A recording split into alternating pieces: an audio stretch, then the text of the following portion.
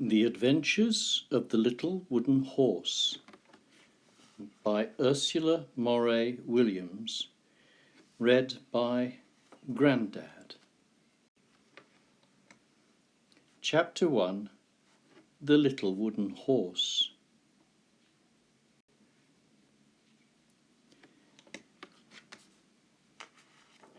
One day Uncle Pedder made a little wooden horse. This was not at all an extraordinary thing, for Uncle Pedder made toys every day of his life. But, this was such a brave little horse, so gay and splendid on his 4 green wheels, so proud and dashing with his red saddle and blue stripes. Uncle Pedder had never made so fine a little horse before. "I shall ask 5 shillings for this little wooden horse," he cried. What was his surprise when he saw large tears trickling down the newly painted face of the little wooden horse. "Don't do that," said Uncle Pedder. "Your paint will run. And what is there to cry about? Do you want more spots on your sides? Do you wish for bigger wheels? Do you creak? Are you stiff? Are your stripes broad enough? Upon my word, I can see nothing to cry about, and I shall certainly sell you for 5 shillings. But the tears still ran down the newly painted cheeks of the little wooden horse, till at last Uncle Pedder lost patience. He picked him up and threw him on the pile of wooden toys he meant to sell in the morning. The little wooden horse said nothing at all, but went on crying.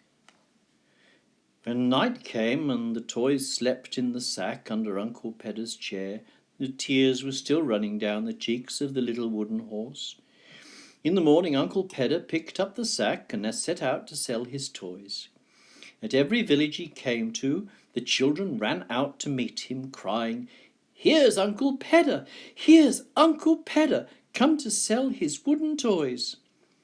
Then out of the cottages came the mothers and the fathers, the grandpas and the grandmas, the uncles and the aunts, the elder cousins and the godparents, to see what Uncle Pedder had to sell. The children who had birthdays were very fortunate. They had the best toys given to them, and could choose what they would like to have. The children who had been good in school were lucky too. Their godparents brought them wooden pencil boxes and rulers and paper cutters like grown-up people.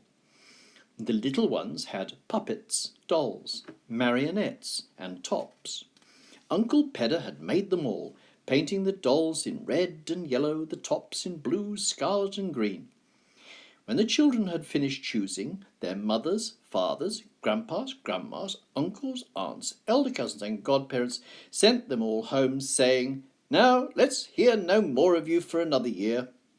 Then they stayed behind to gossip with old Pedder, who brought them news from the other villagers, which he had passed by on his way.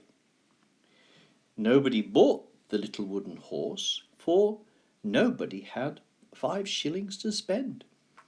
The fathers and the mothers, the grandmas and the grandpas, the uncles and the aunts, the elder cousins and the godparents all shook their heads, saying, 5 shillings? Well, that's too much.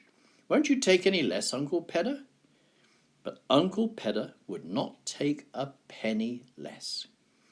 "You see, I have never made such a fine little horse before," he said. All the while the tears ran down the nose of the little wooden horse, who looked very sad indeed. So that when Uncle Pedder was alone once more, he asked him, "Tell me, my little wooden horse, what is there to cry about? Have I driven the nails crookedly into your legs? Don't you like your nice green wheels and your bright blue stripes? What is there to cry about, I'd like to know?" At last the little wooden horse made a great effort and he sobbed out, "Oh, master, I don't want to leave you. I'm a quiet little horse. I don't want to be sold. I want to stay with you for ever and ever. I shouldn't cost much to keep, master. Just a little bit of paint every now and then, perhaps a little oil on my wheels once a year. I'd serve you faithfully, master, if only you won't sell me for 5 shillings. I am a quiet little horse, I am, and the thought of going out into the wide world breaks my heart. Let me stay with you here, master. Oh, do." Uncle Pedder scratched his head as he looked in surprise at his little wooden horse. "Well," he said, "that's a funny thing to cry about. Most of my toys want to go out into the wide world.